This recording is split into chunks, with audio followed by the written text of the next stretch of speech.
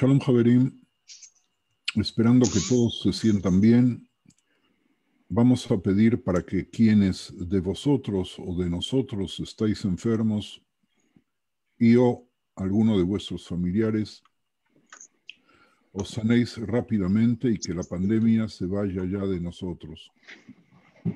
Digamos también que quienes todavía están mal después de la tragedia del Monte Merón se repongan y se repongan totalmente, tanto física como psicológicamente, y que los alumnos de la yeshiva que fueron heridos ayer en el atentado se recompongan y puedan volver en sí. Javerim, queridos, el tema que vamos a comenzar hoy no es nada fácil, pese a que todos vosotros conocéis el material muy bien. Por lo que les pido calma cuando en la introducción que vamos a hacer hoy, quizás se extienda todavía la semana próxima, vayamos ida y vuelta presentando la línea de lo que queremos desarrollar. Por favor, les pido que a partir de hoy tengan junto a vosotros un libro de Teirim y un Tanaj que tenga las dos partes de Shmuel y las dos partes de Divrei Hayamim, que así se llama en hebreo el libro de las crónicas. Y si todos ya están listos, Javerim, arrancamos. Sí, arrancamos. ¿Con qué arrancamos? ¿Con el nacimiento de David? No. ¿Arrancamos con sus guerras? No. ¿Arrancamos con sus romances? No. Vamos a arrancar, como muestra de la metodología que quiero usar en este curso, con nuestro tan querido rey David cuando finge estar loco en Gat. Y les voy a leer la traducción del libro de Shmuel. Aquel día David se levantó y huyó de la presencia de Shaul y se fue a Ahish, rey de Gat. Los servidores de Ahish le dijeron: ¿no es este David el rey de la tierra? ¿No es este aquel a quien cantaban con danzas diciendo Shaul derrotó a sus miles y David a sus 10,000? Acá interrumpo lo que dice el Tanaj y quiero agregar algo mío personal, como que en estos momentos el rey de Gat estaba percibiendo que si David estaba allí era porque estaba huyendo, o porque había hecho algo muy malo, o porque quería hacer la guerra. Pero estaba ahí sin custodia y sin armas, y es evidente que el rey de Gat sabía perfectamente que David había tenido problemas con el rey Shaul. Hasta aquí mi comentario. Regresemos al versículo 12 del capítulo. David tomó a pecho estas palabras y tuvo gran temor de Ahish, rey de Gat. Y es lógico que las haya tomado, lo digo yo, con seriedad, porque percibió de alguna forma que el rey no le iba a perdonar la vida. Así que cambió su conducta delante de ellos, fingiéndose loco mientras estaba allí. Hacía marcas en las puertas de la ciudad y dejaba caer su saliva sobre su barba. Entonces Ahish dijo a sus servidores: he aquí, ven que este es un hombre demente. ¿Por qué me lo han traído? Es decir, el rey entendió lo que David quería que entendiese. Y dijo una frase maravillosa que nosotros la hemos incorporado también a nuestro folclore: ¿acaso me faltan locos a mí para que me traigan a este, a fin de que haga locuras en mi presencia? Había este de entrar en mi casa. Ahora, David huyó hacia ahí después de un episodio muy oscuro que también relata el Tanaj. Y que dice así: el rey, cuando hablamos ahora del rey, me refiero al rey Shaul, llamar a Ahimelech el Cohen, hijo de Ahituf, y a toda la casa de su padre, los Coanim que estaban en Nof, y todos ellos vinieron al rey. Y Shaul dijo: escucha ahora, hijo de Ahituf. Y este respondió: heme aquí, mi señor. Y le dijo Shaul: ¿por qué tú y el hijo de Ishai, no dijo el nombre de David, sino el hijo de Ishai, habéis conspirado contra mí, dándole pan y una espada, y has consultado a Dios por él para que se rebelara contra mí, tendiéndome una emboscada, como sucede hoy? Respondió Ahimelech al rey y dijo: ¿y quién entre todos tus siervos es tan fiel como David, yerno del rey? yerno tuyo, Shaul, jefe de tu guardia, y se le honra en tu casa, ¿acaso comencé hoy a consultar a Dios por él? Lejos esté esto de mí. No culpe el rey de nada a su siervo ni a ninguno de la casa de mi padre, porque tu siervo no sabe nada de todo este asunto. Pero el rey Shaul dijo, ciertamente morirás, Ahimelech, tú y toda la casa de tu padre. Y el rey dijo a los guardias que le asistían, volveos y dad muerte a los Kohanim de Hashem, porque la mano de ellos también está con David, y porque sabían que él estaba huyendo y no me lo revelaron. Pero los siervos del rey no quisieron levantar la mano para atacar a los Kohanim de Dios. Y entonces el rey le dijo a Doeg, vuélvete y ataca a los Kohanim. Y Doeg, edomita, no, que no era parte del pueblo, se volvió y atacó a los Kohanim y mató aquel día 85 hombres que vestían el efod de lino. Y a Nob, ciudad de los Kohanim, la hirió a filo de espada, tanto a los hombres como a las mujeres, tanto a los niños como a los niños de pecho. También hirió a filo de espada bueyes, asnos y ovejas. Pero un hijo de Ahimelech, hijo de Ahituf, llamado Abiatar, escapó y huyó tras David. Y Abiatar avisó a David que Shaul había matado a los Kohanim de Hashem. Entonces David dijo a Abiatar, yo sabía aquel día, cuando Doeg edomita estaba allí, que de seguro se lo haría saber a Shaul. He causado la muerte de todas las personas en la casa de tu padre. Quédate conmigo, no temas, porque el que busca mi vida busca tu vida, pues conmigo estarás a salvo. Miren, Javerim, estamos hablando de un hecho muy concreto, un hecho histórico relatado en el libro de Shmuel, que podemos analizar desde muchos puntos de vista, pero les invito a que viajen conmigo en estos momentos al resumen que aparece en un solo pasuk del libro de Teilim, en un capítulo que la mayoría de ustedes dicen por lo menos una vez por semana, que es el capítulo 34, el Salmo 34, que el mismo Salmo atribuye la propia autoría a David. El subtítulo del Salmo, un Salmo de David cuando fingió locura ante Abimelech, quien lo echó y se fue, se deriva de cuando David vivía con los filisteos, tal cual como hemos leído, ¿verdad? Pero el relato de este evento en el primer libro de Shmuel, capítulo 21, se refiere al rey como Ahish y no como Abimelech. Así aparece como Abimelech en el libro de Teilim. Este poema es un poema acróstico en el alfabeto hebreo. Ustedes todavía, estoy seguro, no agarraron la onda de cuál es el capítulo que ustedes saben y que cuando empiece a relatarlo en hebreo lo van a reconocer fácilmente. Es un poema acróstico en el alfabeto hebreo porque con cada letra del alfabeto comienza un verso en un orden secuencial. La única excepción es que falta la letra Vav, que comienza, sin embargo, la segunda cláusula del Pasuk 6. El Pasuk 22, la declaración final, comienza con la letra P, fuera del esquema acróstico. Este salmo es un acróstico de confianza, al igual que el Salmo 25, con el que tiene muchas similitudes, que les sugiero que lean en el transcurso de la semana. Salmo 25. Estamos hablando de Teilim 34. El capítulo 34, Javerim, sobre el cual estoy hablando ahora, se recita en su totalidad durante Psukei de Zimra en Shabbat, Yom Tov y Hoshana Rabbah. El versículo 4 se recita cuando se saca el rollo de la Torá, Gadlu Lashem iti un romema shemo yagdav. Los versículos 10 y 11 son parte del párrafo final del Birkat Hamazon, Iru et Hashem kedoshav ki ein machzor lireyav. Kefilim rashu beraev uvedorshei Hashem lo yachzeru kol tov. Los versículos 14 a 15 forman la base de la parte final de la Amidá, que dice Netzor leshon hamerá usfateja midaber mirma.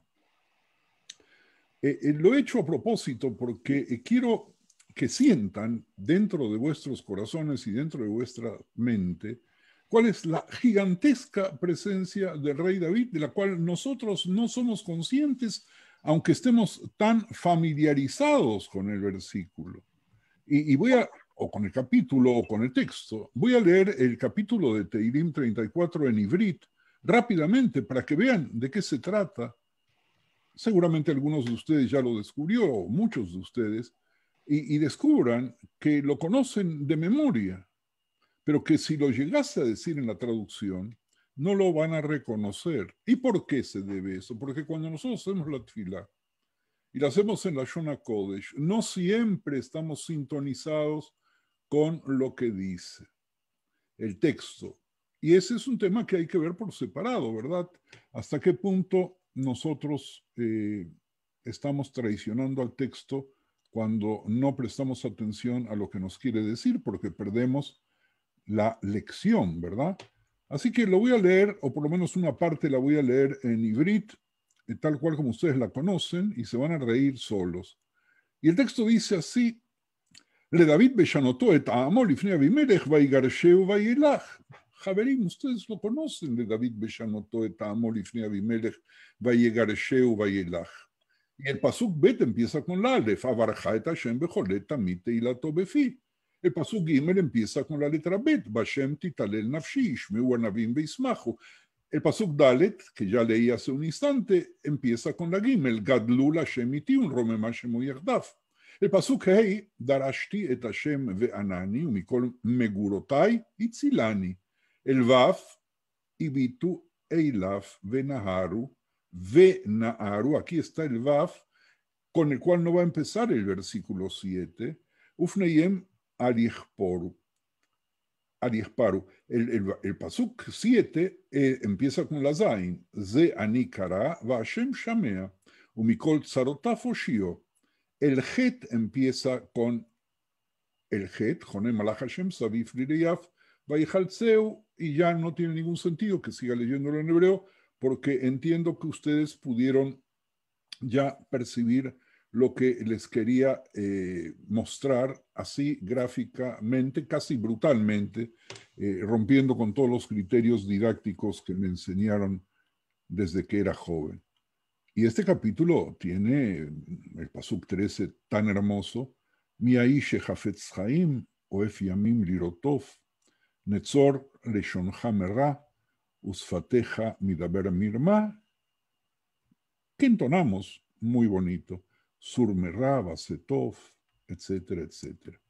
Y tenemos la Pei en el versículo 17 y la Tzadi en Tzaku en el 18 y la Kuf en el 19 y la Jaf. El pasuk 20 nos trae la Resh, Rabot, Raot, Tzadik, Umikulam y Atzilenu Hashem.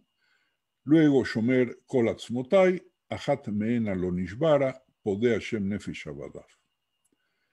Y ahora sí, vamos a leer el texto, porque si nosotros hemos leído la introducción del libro de Shmuel, cuando relata su huida y su actuación artística haciéndose pasar por loco, y de pronto él recoge ese hecho y lo traslada aparentemente, no, vamos a ver si es cierto, en el capítulo 34 de Teilim. Vamos a ver ahora en el texto si tiene relación o no tiene relación, y ustedes en vuestros corazones, y quien quiera decirlo me va a decir si tiene relación o no tiene relación.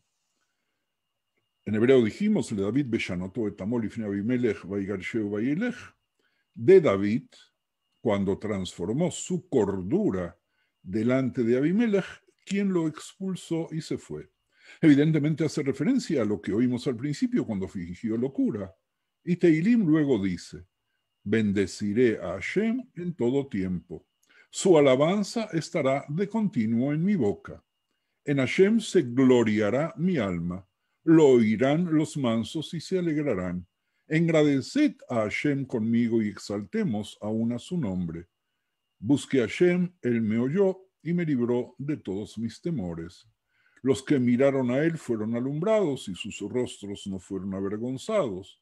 Este pobre clamó y lo oyó Hashem y lo libró de todas sus angustias. El ángel de Hashem acampa alrededor de los que le temen y los defiende. Gustat y ved que es bueno Hashem, dichoso el hombre que confía en él. Y el Parsuk 9 dice, temed a Hashem vosotros sus santos, pues nada falta a los que le temen. Y el Pasuk 10 dice, los leoncillos necesitan y tienen hambre, pero los que buscan a Hashem no tendrán falta de ningún bien. Y el 11 dice, venid hijos, oídme, el temor de Hashem os enseñaré. 12, ¿quién es el hombre que desea vida? Que desea muchos días para ver el bien. Guarda tu lengua del mal y tus labios de hablar engaño. Apártate del mal y haz el bien, busca la paz y síguela. Y el 15, los ojos de Hashem están sobre los justos y atentos sus oídos al clamor de ellos. La ira de Hashem contra los que hacen mal, para cortar de la tierra la memoria de ellos, claman los justos y Hashem oye y los libra de todas sus angustias. Cercano está Hashem a los quebrantados de corazón y salva a los contritos de espíritu. Muchas son las aflicciones del justo, pero de todas ellas le librará Hashem. Él guarda todos sus huesos, ni uno de ellos será quebrantado.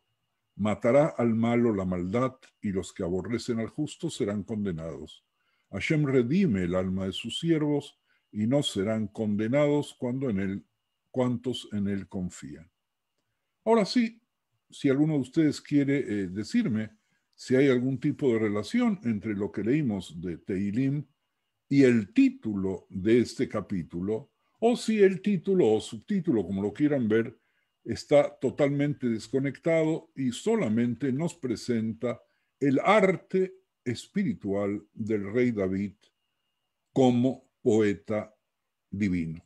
Así que hacemos un muy breve paréntesis por si alguno de ustedes quiere hacer el comentario.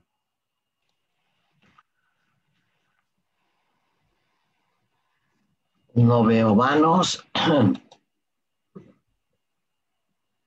Repito la pregunta, si ven alguna relación entre el salmo que acabo de leer y el título que lo atribuye a un encuentro con Ahish, el rey de Gad, pero en realidad se refiere a Abimelech, después de la historia de Nof, la ciudad de los Kohanim. ¿No hay? Difícil. Habría que escucharlo de nuevo, Raf. ¿Alguien quiere decir algo? Paco, no, hizo un movimiento en la mano, dije, a lo mejor pedía el uso de la palabra. Es paradojal que el Teilim de David Beshanotó de Tamor y Abimelech lo decimos, y la mayoría de ustedes, por lo menos los que van a la sinagoga, lo tienen que saber de memoria. Y de pronto, cuando nos encontramos ante estas circunstancias, parecería ser imposible reconocerlo y, por lo tanto, también imposible poder responder lo que yo quería que me respondan. Pero simplemente como ejercicio, no se sientan mal, por favor, ninguno de vosotros, si no encuentra solución. ¿Y por qué no se tienen que sentir mal?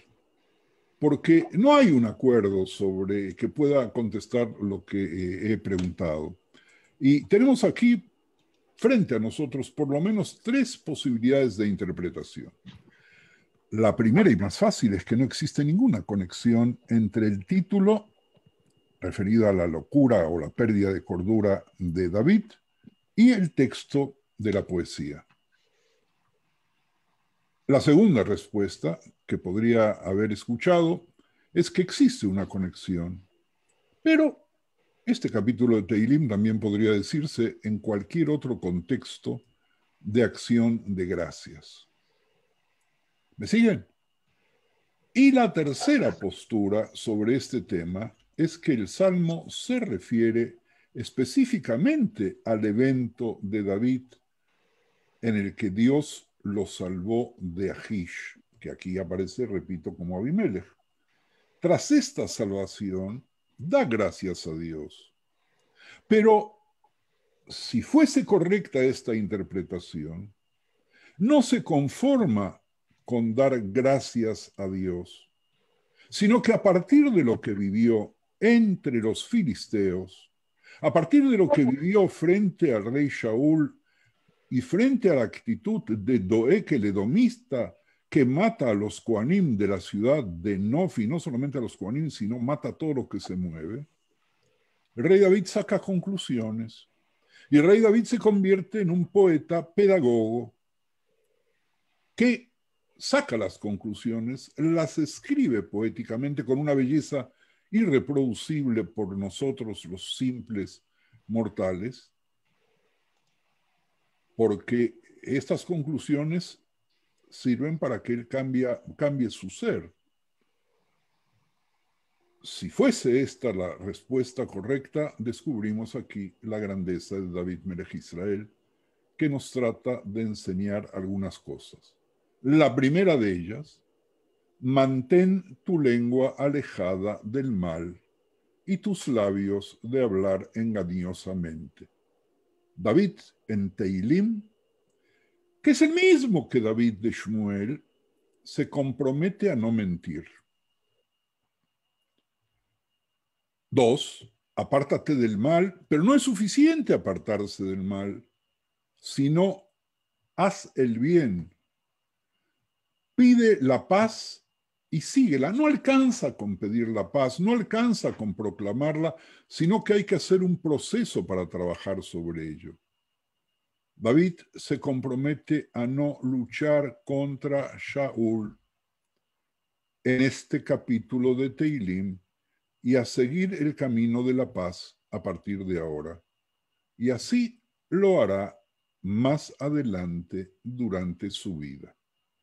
Me detengo aquí porque acabamos de terminar esta primera pincelada usando a Teilim.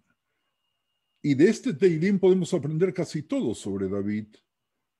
Y ustedes, mis queridos amigos, van a poder percibir cuál es la intención de estos shiurim en los que vamos a encarar este juego cada vez que entremos en materia.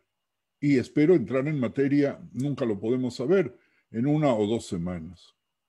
Javerim, ya lo aprendimos, el Tanaj no es y nunca ha pretendido ser un documento histórico.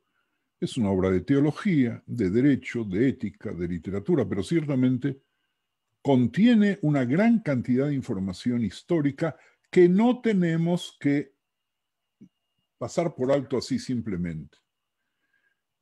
Miren, Javerim, el ejemplo que les voy a traer ahora es que la existencia de David fue corroborada por descubrimientos arqueológicos relativamente contemporáneos. ¿Y por qué les tengo que decir eso? Porque no faltaron quienes desearon negar la existencia de David. El 21 de julio de 1993, ¿hace cuánto? Menos de 30 años, un equipo de arqueólogos dirigidos por el profesor Abraham Virán encontró en Tel Dan, en el norte del Galil, una pieza de basalto de 26 por 36 centímetros con una inscripción en algo parecido al arameo. Más tarde, ese fragmento de basalto fue identificado como los restos de una columna de la Victoria que fue erigida por el rey de Siria y más tarde destruida por algún soberano judío y que llevaba el registro de la fecha del siglo IX antes de la era común.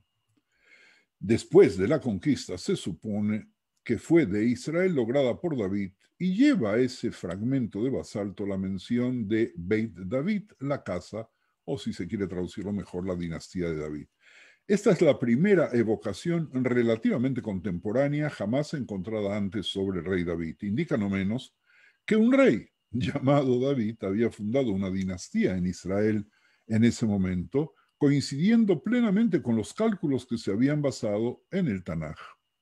Otra evidencia importante, el estudio arqueológico llevado a cabo los últimos 10 años por el doctor Avi Ofer en las colinas de Yehuda, después de lo cual resulta que entre los siglos XI a X, antes de la era común, las cifras de la población de Yehuda casi se habían duplicado en comparación con el periodo anterior. Es decir, que si estos arqueólogos descubrieron que se había multiplicado la población en esa zona de Yehuda, había pasado algo ahí.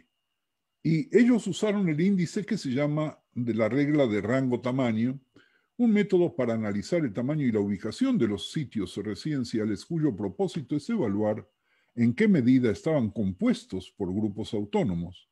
Y ese estudio indica que durante ese periodo atribuido al momento en el cual David instala a Jerusalén como capital, existía un importante centro de población en la región. Y esa región es la región que circunvala a Jerusalén. Y estamos a pocos días de recordar la reunificación de la ciudad.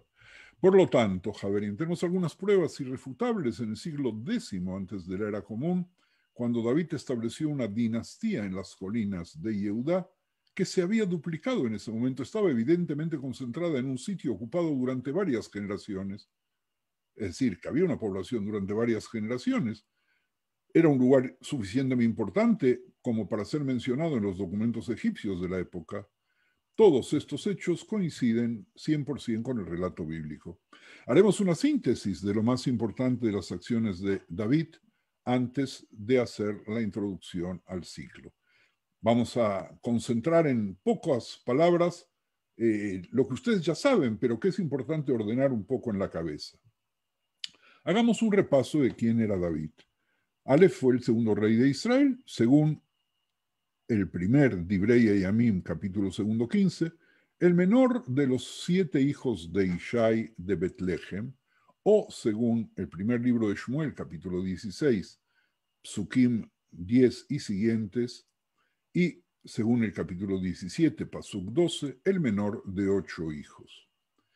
Su carrera aventurera antes de convertirse en rey fue evidentemente un tema popular en Israel y tantos incidentes se tejieron alrededor de sus primeros años que ahora es imposible construir un relato estrictamente histórico a partir de las tradiciones conservadas, porque las tradiciones sobre David aparecen en fuentes diferentes. Ya vimos en el libro de Shmuel, en el libro de Divrei Yamim, es decir, en Crónicas 1 y 2, en Samuel 1 y 2, y también en el libro de Teilim.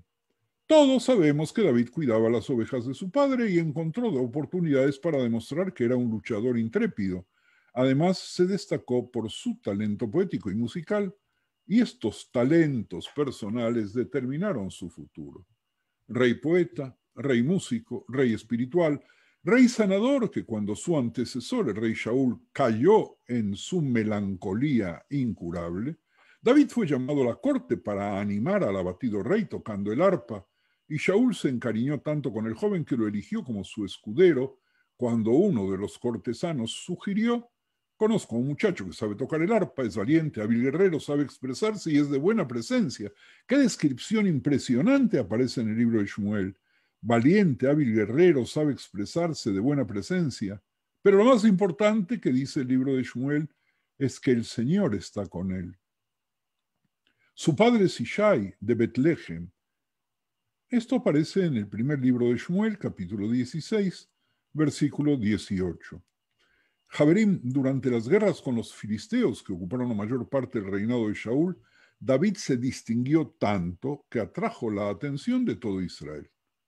Pero, miren ustedes, para que nos ubiquemos en nuestro shiur, nuestros jajamim trataron a David de manera tan especial que basaron sus descripciones y la descripción de sus acciones sin seguir el libro de Shmuel, que es el libro que se enseña hoy en los colegios, también en Israel.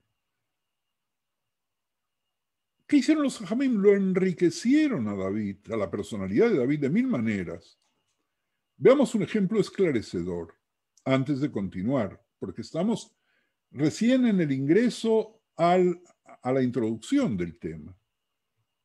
El ejemplo que voy a decirles ahora está en el Midrash Yalkut Shimoni, que pregunta: ¿por qué terminó el reinado de Shaul? Escuchen bien, Javerín, porque esto tiene actualidad. Y la respuesta que da el Midrash es inconcebible para nosotros, que estamos formados en el mundo occidental y provenimos casi sin excepción de países con gobiernos no corruptos, sino lo siguiente. Y la respuesta es que terminó su reinado, el rey Shaul, porque era impecable. Es decir, era un hombre puro Era un hombre que no pecaba. Hemos visto ya algún pequeño pecadillo incluso esta noche. Pero que el Yalkut diga eso, ¿qué quiere enseñarnos? Es un extraño punto de vista, ¿verdad? No es un líder impecable la máxima aspiración de todos los pueblos. Y Raf Yohanan explica, escuchen bien por favor, un hombre no es apto para liderar si no lleva una lata de gusanos en la espalda. Repito, Rabbi Yohanan plantea la definición de líder y plantea que para poder ser líder el hombre debe tener sobre sus hombros una lata de gusanos, es decir, llevar algo, dicho en mexicano, tener una larga cola que le puedan pisar por las fallas que ha hecho, por los errores que ha hecho, por los delitos que ha cometido. Parece loco esto. Pero Rashi habla del defecto en sus antecedentes, quizás para decirnos de que el rey David, a diferencia de Shaul, que venía de una familia impecable, salió de Ruth la Moabita, David. Salió de Tamar, pero lo que se buscaba era que no tuviera defectos en su cuerpo y en su accionar. Y entonces, ¿por qué Shaul no debía seguir? Porque nuestros sabios proponen elegir líderes que sí tengan cola para ser pisada por sus errores anteriores. ¿Y eso por qué? Para que su espíritu no se eleve pensando que es perfecto, que siempre pueda ser torturado en su conciencia para hacer las cosas mejor. Y esto, mis queridos amigos, lo he tomado de la Gemara Yoma 22b. Porque si el líder comienza a jactarse, sus súbditos pueden recordarle sus defectos del pasado y ayudarlo a devolver el enorme ego de los políticos a su tamaño normal. Este dicho del Talmud es una justificación para David, que trata de convertir los defectos en virtudes, ¿verdad? Es poco probable, pero solo especular sobre ello nos da para pensar. ¿Alguno de ustedes quiere hacer algún comentario? Me detengo un segundito antes de seguir con la introducción a la introducción.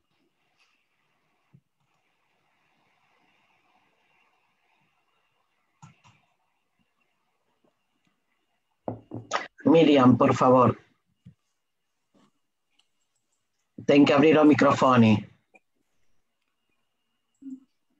Hace algunos años participé de un congreso de musicoterapia acá en San Paulo y la persona que empezó preguntó al público, y eran muchos maestros de música y así, preguntó si sabíamos quién fue el primer musicoterapeuta del mundo. Y ninguno supo contestar. Entonces él pasó por un slides y el primer fue el rey David tocando para Shaul. Y dice, rey David, que después se tornó rey David, fue el primer musicoterapeuta que se tiene conocimiento.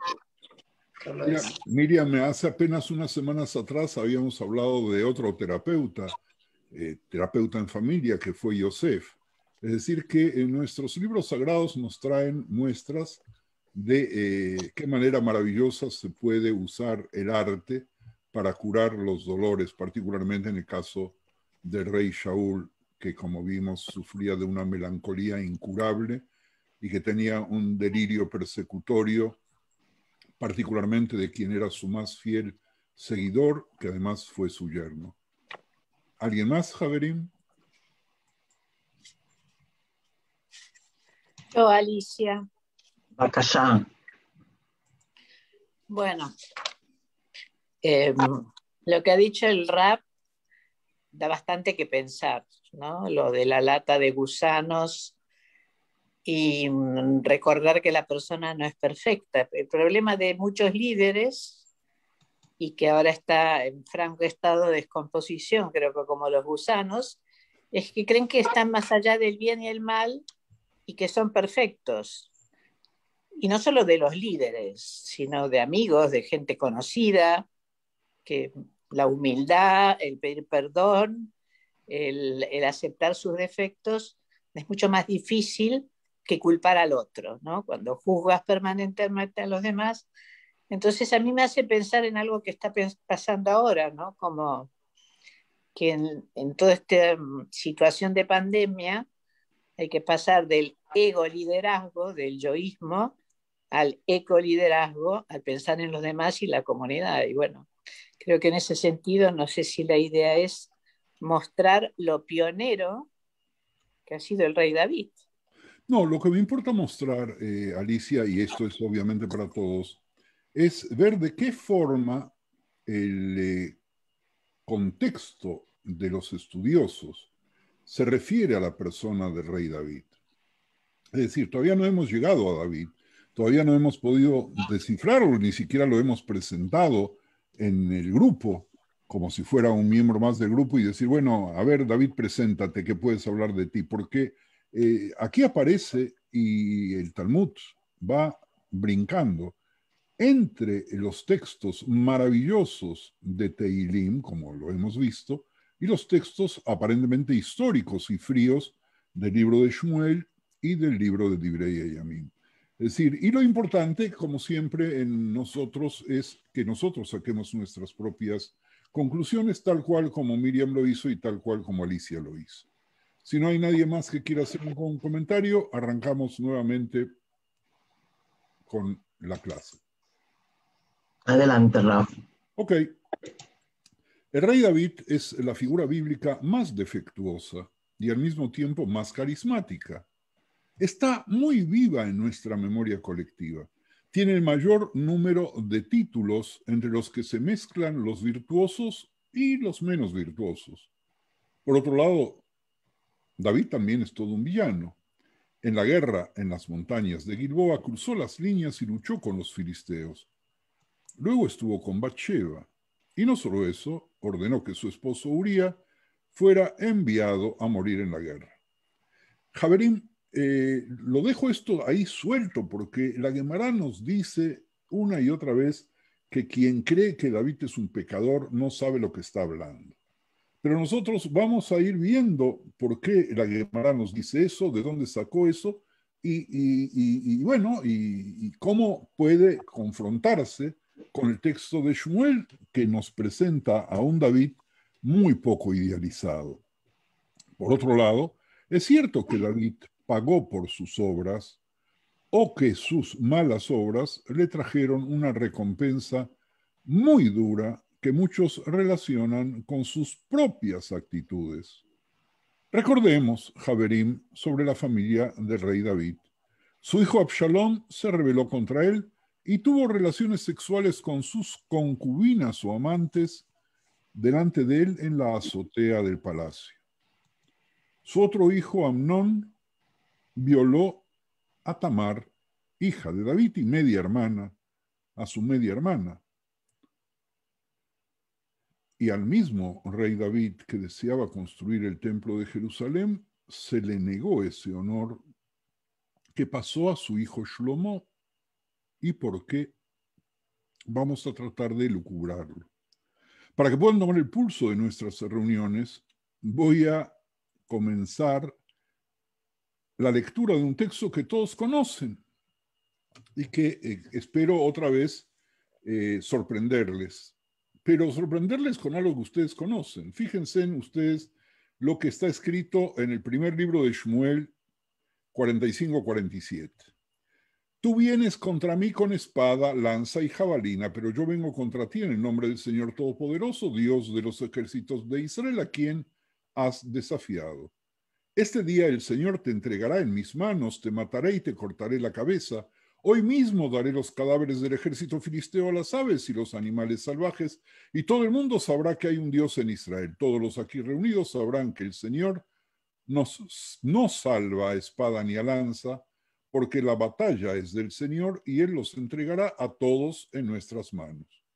Esto es lo que David, el rey, todavía no rey, le dice a Goliat antes de matarlo. Ustedes conocen el episodio. No hay ninguna duda del episodio, ¿verdad? Pero ahora vamos a ver el gran pero que tenemos.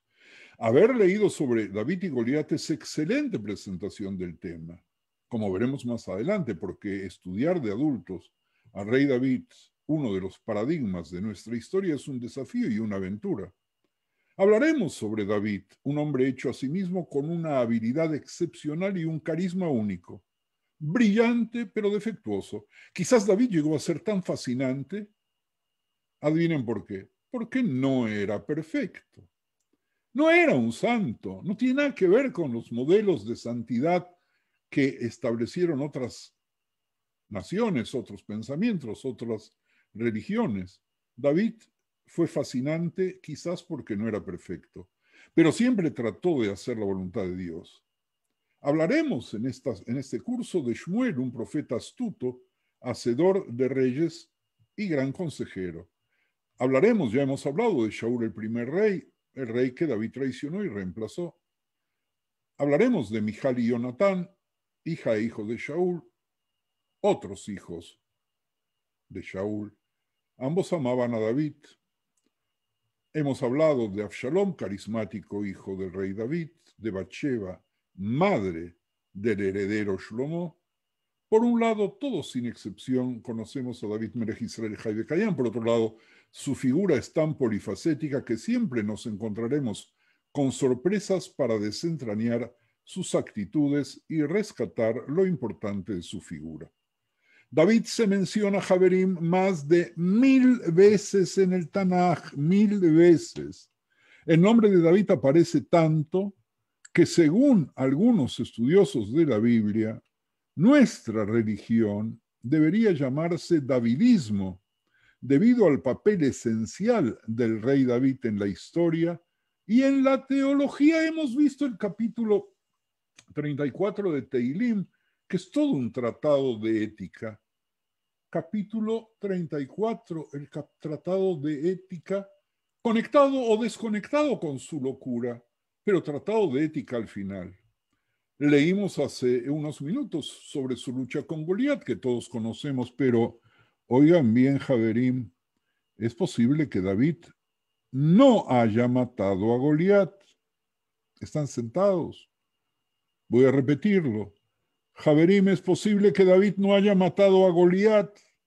¿Y quién lo dice eso? No yo, sino el segundo libro de Shmuel. Afirma que fue un hombre llamado el Hanán quien superó al gigante filisteo, por lo que no fue David. David fue héroe y antihéroe a la vez. El Hanán, hijo de Yarei, Orgim, Beit Alachmi, lo leo en hebreo también, el Hanán ben Yarei, Orgim Beit Alachmi, es decir, de Betlehem, de Belén, aparece en 2 Shmuel 21:19, donde se le atribuye la muerte de Goliat. Y dice así: hubo otra vez guerra en Gob contra los filisteos, en la cual el Hanán, hijo de Yair Oregim de Betlehem, mató a Goliat, y el asta de cuya lanza era como el rodillo de un telar. Por favor, Javerim, para nuestras clases traigan siempre un Tanaj para que luego no digan que estoy inventando.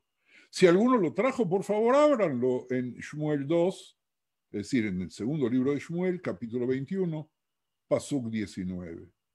Y si alguien más tiene un Tanaj, que lea también en paralelo, por favor, en Crónicas 1, Divrei Yamim 1, capítulo 20, Pasuk 5, que dice así: volvió a levantarse guerra contra los filisteos, y el Hanán, hijo de Yair, mató a Lachmi, hermano de Goliat, el asta de cuya lanza era como un rodillo de telar. Oigan, ya me confundí. David mató a Goliat, el Hanán mató a Goliat, el Hanán mató al hermano de Goliat. Las tradiciones originales decían que la muerte de Goliat fue provocada por el Hanán, pero cuando David se convirtió en la figura central de aventuras heroicas, se le atribuyó a él, y entonces, para no borrar lo que había hecho el Hanán, se le atribuyó la muerte de Lahmi, el hermano de Goliat. Como esto contradice la historia más conocida que aprendimos en 1 Shmuel 17, en la que David es el que mata a Goliat, el libro de Crónicas explica el segundo Goliat diciendo, 1 Crónicas 25, volvió a levantarse guerra contra los filisteos y el Hanán, hijo de Yair, mató a Lahmi, hermano de Goliat, etc. Posiblemente construyendo el nombre de Lahmi a partir de la última porción de la palabra Beit Alahmi, que era de Betlehem, de Belén. Entiendo que ya en el principio de nuestro nuevo ciclo están sorprendidos con estas aparentes contradicciones del Tanaj, que como ya sabemos nunca son tales. ¿Qué soluciones hay? Los autores judíos medievales del Targum Yonatán, de la traducción de Jerusalén, por llamarlo así, resolvieron explicando, fíjense, maravillosa creación exegética del Targum Yonatán. ¿Cómo lo resolvió? El Targum Yonatán diciéndonos que el Hanán era un nombre alternativo para David. ¿Escucharon? El Targum Yonatán soluciona el problema diciendo de que en realidad el Hanán y David son la misma persona. Sin embargo, esto hace que sea difícil explicar por qué a David se lo llama el Hanán en el Pasuk 19, pero consistentemente se le llama David en los psukim que están arriba y están abajo, en el 15, 16, 17, 21, 22. Miren ustedes, además algo fantástico, aunque en el texto hebreo no se menciona la palabra hermano, la Biblia de King James, sobre Shmuel, el segundo Shmuel 21, 18 y 19, dice que el Hanán había matado al hermano, porque el gran traductor, tan reconocido, tan importante, no puede encontrar una solución sin agregar una palabra. Fíjense ustedes que la explicación más aceptada es que los narradores hayan desplazado el hecho del oscuro, el Hanán, al personaje más famoso David, y que el evento quizás tuvo lugar en otra época. Bueno, Javerim, sin querer, ya nos hemos metido en un primer lío, pero el problema no es nuestro, sino de las versiones del Tanaj que podemos usar que nos dejan boquiabiertos. Javerim, si Dios quiere, regresaremos a estos problemas que les quería presentar hoy en la apertura, simplemente para que se conmuevan y vean qué nos espera cuando entremos a dilucidar la vida de David. Dejemos este tema para regresar a la introducción. Javerim, queridos amigos, se puede contar mucho sobre las religiones por sus protagonistas arquetípicos. En términos generales, al cristianismo le gustan los hombres puros y sin mancha, aquellos que ponen la otra mejilla. Los musulmanes adoran a los hombres que sacrifican su vida para llegar al paraíso, los shahidim, mientras que los budistas respetan a quien puede vivir una vida entera haciendo una sola cosa, evitar actuar casi, evitar comer en exceso, evitar el sexo desinhibido, evitar el alcohol, evitar las drogas, evitar la vida en general, esperando la reencarnación de manera de liberarse del sufrimiento material. Y nosotros, en el judaísmo, ¿qué pasa? Nunca nos ponemos de acuerdo, ¿verdad?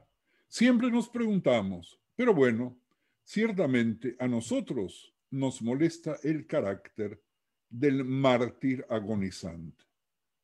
Nuestros protagonistas, como vimos en el ciclo anterior, son retratados por la Torá deliberadamente llenos de defectos, llenos de impulsos, llenos de pasiones, todo lo contrario a los santos. Si me permiten, los nombraré con las características más simples que un lector no estudioso les pondría. Y volvemos a un curso anterior. Abraham es manipulador, Yitzhak es ineficaz, Jacob es hipócrita, Moshe tartamudo, Yosef arrogante y vengativo, Shimshon impulsivo, Shlomo hedonista. ¿Alguien nos perdonaría si pudiéramos convertir al rey David en un villano? No tenemos ninguna duda de que el rey David es un gran héroe. Incluso podría argumentar que él es el gran héroe bíblico, porque él unifica a Israel y a Yehudá de una vez por todas para crear la nación. Él es el ascendiente de todos los reyes de Yehudá, porque la dinastía de David es eterna. Dios lo ama, ya lo vimos en la cita del mismo Tanaj, por lo tanto, deducimos que estos no son los atributos de un villano. Es cierto que el libro primero de Shmuel, que cuenta su historia, no lo pinta como perfecto. Veamos algunos temas del libro de Shmuel. Algunos ya hemos pasado rápidamente hoy. Existe ese malestar con Uría de quien hay que deshacerse para que David pueda tomar su esposa Bathsheba. David no interviene cuando su hijo Amnón viola a Tamar, su hija, que es la media hermana. No actúa como un héroe conquistador cuando su hijo Absalón intenta arrebatarle la corona de la cabeza. Lo único que salva a David en ese caso es la vanidad de Absalón y su cabello largo y delicioso, que lo va a llevar a la muerte. Absalón, recordemos, fue el tercero de los hijos de David, cuyo nombre significa el padre es paz. ¿Y quién sino el padre de David le puso ese nombre, llamándose a sí mismo Pacífico? Mientras Yedidia es el nombre del rey Shlomo, que también significa entero y pacífico. Es destacado en el libro de los reyes por su belleza y por su hermosa melena, este hijo Absalón. En 2 de Shmuel, capítulo 14, versículo 25, habla sobre su belleza y cómo lo admiraban por eso. Los hijos de David, mis queridos amigos, fueron 20, sin contar a los hijos de las concubinas. Eso aparece en el libro de Divrei Yamim, capítulo 3. Pero David sigue siendo héroe, sigue siendo el guerrero que derrotó a Goliat, o como vimos, quizás no. Sigue siendo el músico talentoso, el salmista. David está atado a la esperanza de un futuro mesiánico. Los servicios de la oración, el Sidur habla de restaurar el tabernáculo, Etzukat David Anofelet, el tabernáculo caído de David, lo decimos en Sukkot, en el Birkat Hamazon. Es decir, esperamos la reinstauración de una monarquía bajo la dirección mesiánica que descenderá del linaje de David. Entonces, ¿cómo podemos pintarlo como villano? Y para terminar, antes de dejar algunos comentarios, a ver si se animan a hacer algún comentario, por lo menos sobre todo lo que dijimos hoy, ¿cómo podríamos pintarlo como villano? Tenemos dos clichés, ambos pertinentes aquí. Javerim, hay dos lados en cada historia. La historia la escriben los vencedores. La historia de la nación de Israel, tal como la tenemos, es un registro de la victoriosa casa de David. Es la historia contada desde el punto de vista de David. Pero hay otra historia allí, de sus luchas con Shaul, y cuenta otra historia. Para tranquilidad de algunos de mis amigos, volveré a aclarar que todo lo que hemos dicho y lo que diremos viene directamente del texto bíblico, viene de la Gemara, viene de los Midrashim. Por ello, a diferencia del curso anterior, les pido que por favor vayan leyendo las partes pertinentes del libro de Shmuel, tanto de Divrei Yamim como de Teilim. Por David, además de ser un gran guerrero, músico y seguidor de Dios, David también triunfó sobre Moab, el enemigo histórico de Israel. Vendió los servicios de su creciente ejército como mercenario, luchó por Achish, rey de Gat, contra su propio pueblo. Achish confió en David porque, como él dice, ha despertado la ira de su pueblo. Israel lo iremos viendo. Seguimos en la introducción general sin ingresar a los temas para que después de la reunión de hoy se queden con conceptos generales de la personalidad y la historia del rey David. Se nos fue el tiempo, Javerim, por lo tanto es vuestro turno de comentar, de criticar, de agregar, de aportar, para que todos nos podamos enriquecer. Así que, Javerim, adelante, por favor. Bakasha, Javerim, si alguien quiere preguntar, comentar. Natalio y Diana. Sí, Rab, lo que podemos ver hoy en día entonces en general en la tradición judía es que ¿el David de Teilim se impuso al David histórico tanágico general? Lo que podemos ver es que nuestro pueblo ama, como todos los pueblos, admirar a sus líderes. Y de qué manera maravillosa se fue cubriendo capa sobre capa cada uno de los errores que hizo David, sobre los cuales, según nuestra tradición, se arrepintió. Por lo tanto, llegó a una categoría mayor que cualquier categoría de santo, en el caso, como había dicho, de Shaul, porque es pero muy difícil poder arrepentirse de los errores y construirse de nuevo. Sin duda, hasta el día de hoy, seguimos cantando David Melech Israel y pocos recordamos lo que apenas, con una pincelada muy finita, nombré hoy de las cosas que hizo el mismo rey.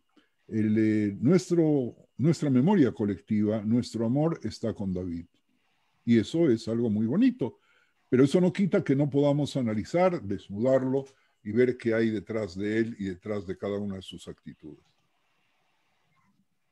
Diana, por favor. La cuestión de la imperfección de nuestros personajes sería para que nosotros, el pueblo judío, esté más cerca del texto y de la intención de Dios, aparte del cristianismo que pone todo como santos y perfectos y divide entre la cúpula perfecta, aquello que alabamos y nosotros. Creo que la imperfección del judaísmo y de todos estos personajes sea que para decir que no estamos solamente hablando de estos, sino de todos, porque somos imperfectos. ¿Sería algo así? Nosotros hemos visto en las reuniones anteriores que quizás al presentarnos la Torá tanta narrativa por encima de las mitzvot, antes y después y durante y después el Tanaj, es para que aprendamos de las acciones buenas y para que aprendamos no repetir los errores. Es decir, de que la didáctica bíblica trae la narrativa particularmente para enseñarnos a que seamos seres humanos mejores. Y aprovecha el hecho de que todos los grandes personajes fueron seres humanos y como tales, todos pecadores. El mismo libro de Teilim dice, no hay un tzadik que no haya pecado. La grandeza de nuestra literatura religiosa es que, por no ocultar las máculas de las personas, es además creíble.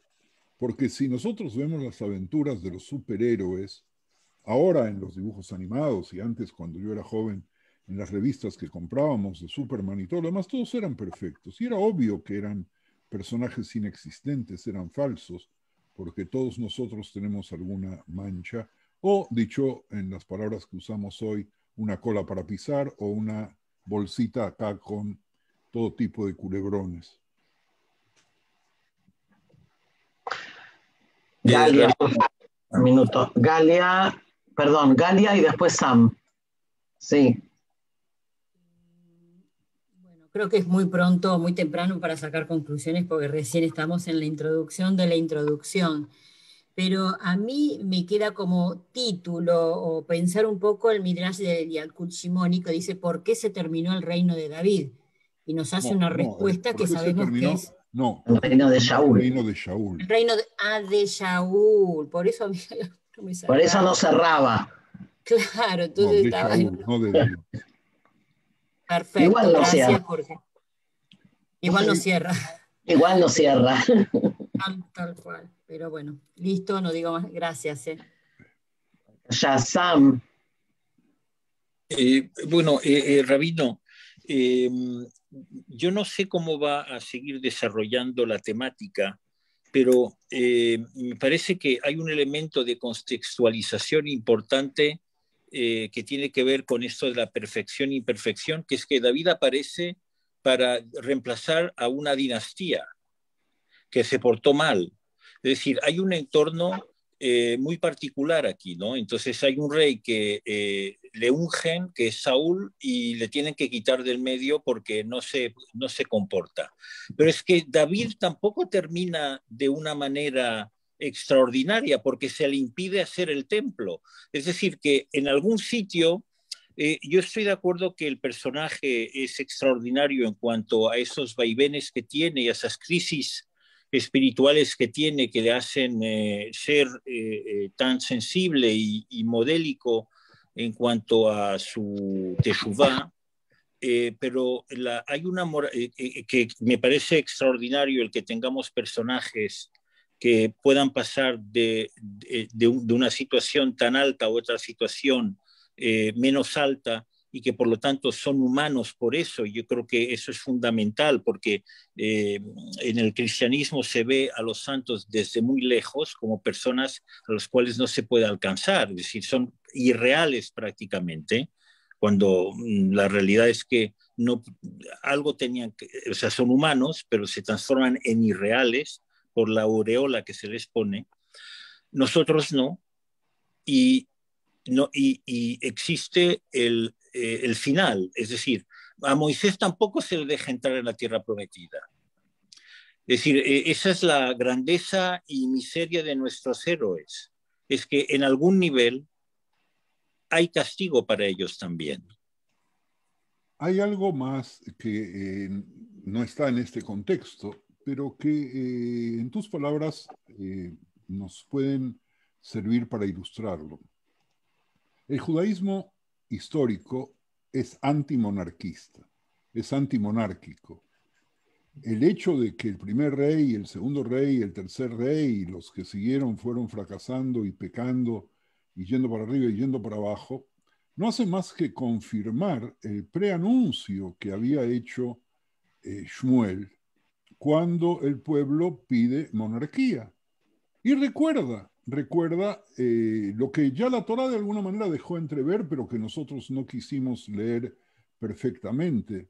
Cuando en Devarim se habla de Som Tasim Aleja Melech, elige un rey, no dice que Dios pide que nosotros seamos monarquía. Lo que nos dice es que si ustedes van a querer una monarquía, y Shmuel cuando habla de los monarcas, nos recuerda qué va a ser de ustedes, los van a convertir los monarcas en cocineros, en súbditos, en esclavos. ¿Para qué necesitan la monarquía?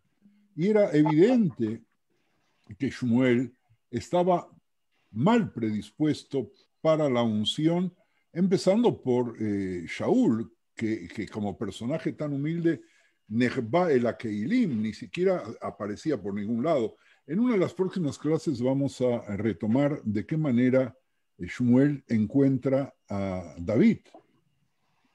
Pero recordemos, cosa que ustedes seguramente recuerdan, que cuando Shmuel le pide a Ishai que haga pasar a sus hijos, hace pasar al primero, al segundo, al tercero, al cuarto, al quinto, al sexto, al séptimo, depende si son 7 u 8, y a David no lo presenta como candidato para ser ungido como rey.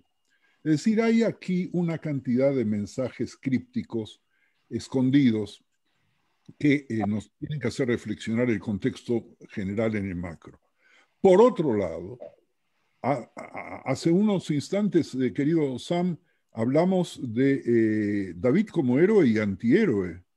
Y pareciese ser de que nuestro pueblo tiene muchos antihéroes y que la grandeza de la construcción histórica es que está básicamente sobre figuras gigantes, pero que tienen siempre o un final irrelevante o doloroso, o porque el pueblo los abandona, o porque mueren y nadie sabe dónde están sepultados, o porque fracasan sus hijos, es decir, seres humanos en toda su magnitud, que además tenemos que saber que quienes ocupan los cargos políticos más altos pagan un precio muy, pero muy alto.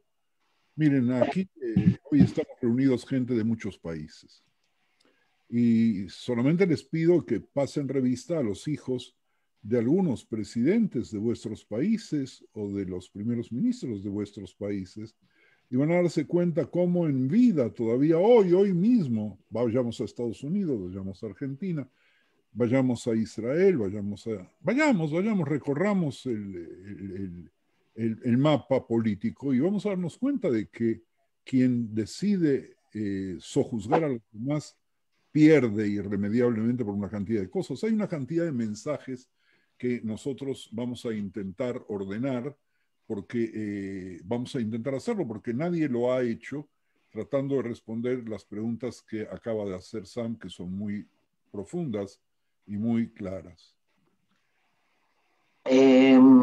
Gracias, Raf. Alisa, por favor.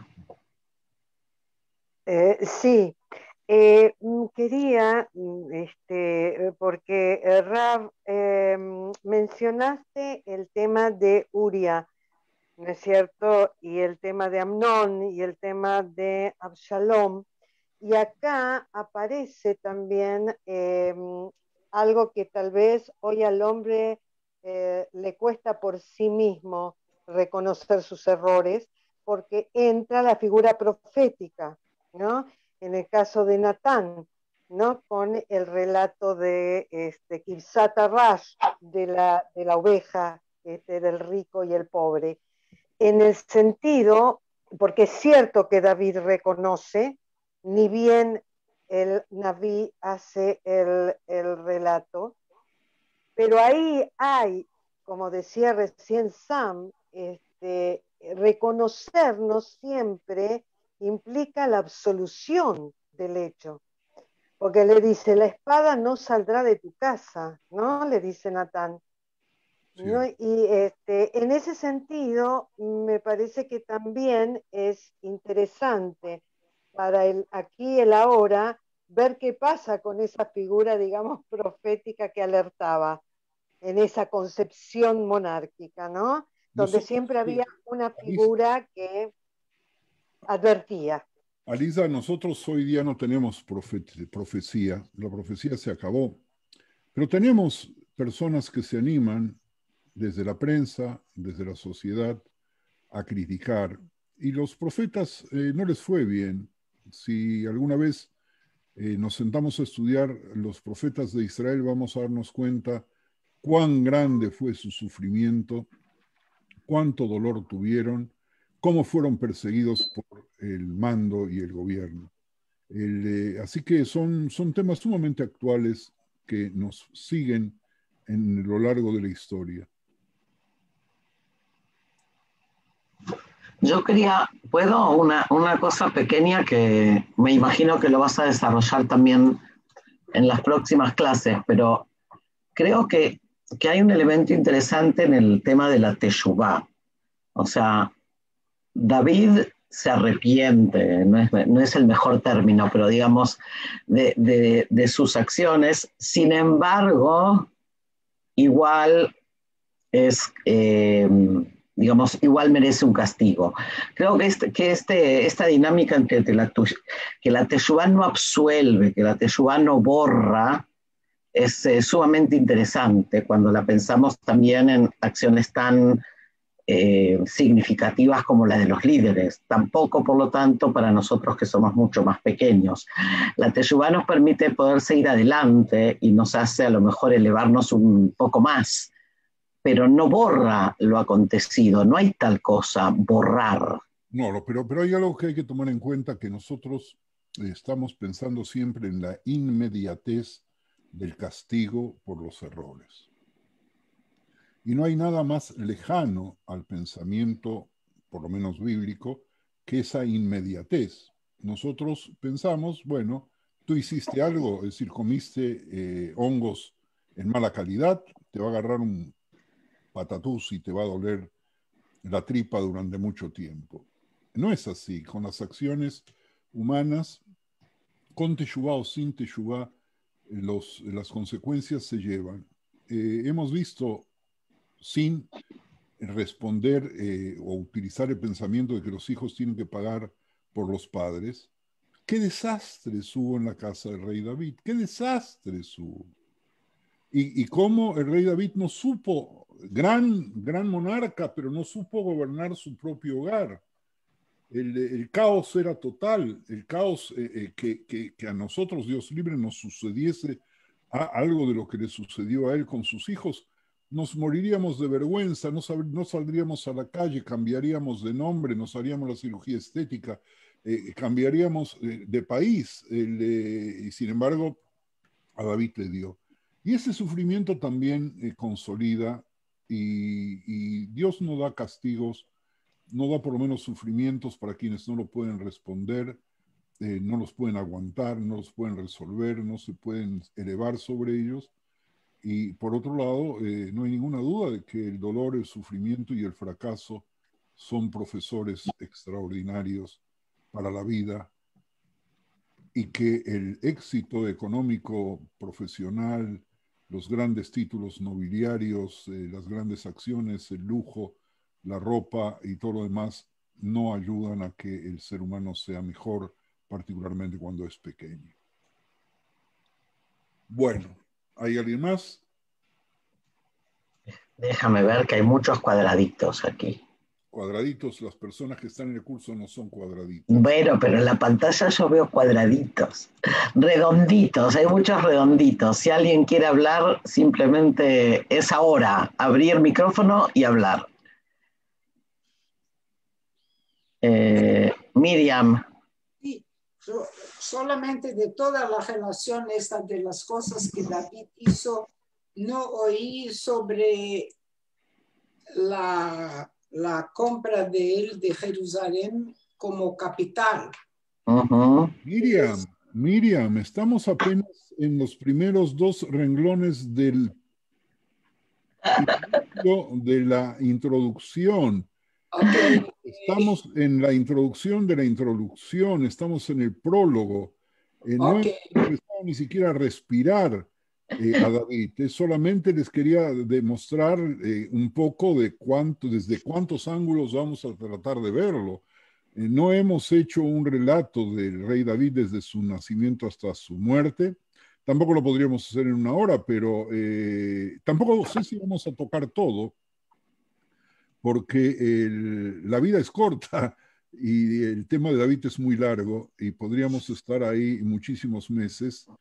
Todavía no tengo decidido hasta dónde vamos a profundizar y cuántas sesiones vamos a hacer, pero por lo menos vamos a tener, y esto es para todos, 2, 3 sesiones de introducción general antes del desarrollo del tema y de los análisis de los aciertos y los errores en forma ya mucho más concreta, pero no es el objetivo. El objetivo es que, por un lado, amemos la figura del rey David y la aceptemos con todo lo que tiene, con todo lo hermoso, con todo lo profético, con todo lo poético, con todo su poder militar, con todo su carisma, con toda su belleza, con toda su música, y veamos de qué manera nos influye sobre nuestro espíritu y de qué manera también sabemos perdonar o no los errores que él cometió. Y yo siempre digo que tenemos que aprender a saber perdonar a nuestros héroes en sus errores para que Dios nos perdone a nosotros en los propios y que cada uno de nosotros pueda disimular los errores del otro y no pasarlos por alto, pero por lo menos no hacer un drama por cada uno de nuestros errores. Mis queridos amigos, muchísimas gracias por haber regresado y por haber estado hoy. Espero que lean un poco más el material de manera tal de que las próximas sesiones puedan participar en forma mucho más activa. Pues Javerín, muchas gracias y que sigan todos muy bien.